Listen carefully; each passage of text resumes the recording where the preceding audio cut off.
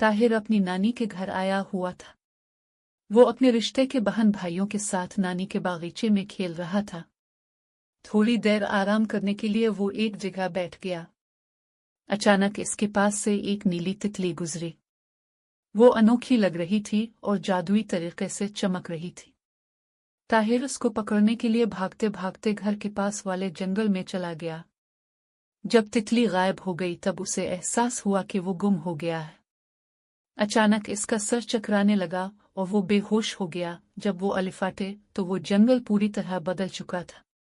घने और खौफनाक पेड़ों की जगह वो खूबसूरत और रंग बिरंगे दरख्त थे।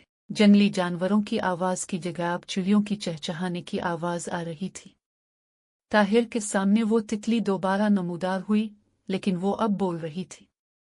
इसने पहले ताहिर को परियों के जहान में खुश आमदीद कहा। फिर वो ताहिर को एक झील के किनारे ले गई और इसे 3 बार अनोखा जंगल बोलने को कहा। ऐसा करने पर एकदम पानी से कई छोटी छोटी परियां नमूदार हुईं। हर परी ने ताहिर को एक छोटी रंग बिरंगी गोली दी। उनसे ताहिर जब चाहे कोई भी अपनी ख्वाहिश पूरी कर सकता था। ताहिर ने उनका शुक्रिया अदा किया। तितली इसको वापस छोड़ आए। अब ताहिर जब भी इस जंगल में जाता है तो उसे घने और खौफनाक जंगल के अलावा कुछ भी नजर नहीं आता। ना रंग बिरंगे दरख्त, ना नीली तितली और ना वहां वो परियां होती है।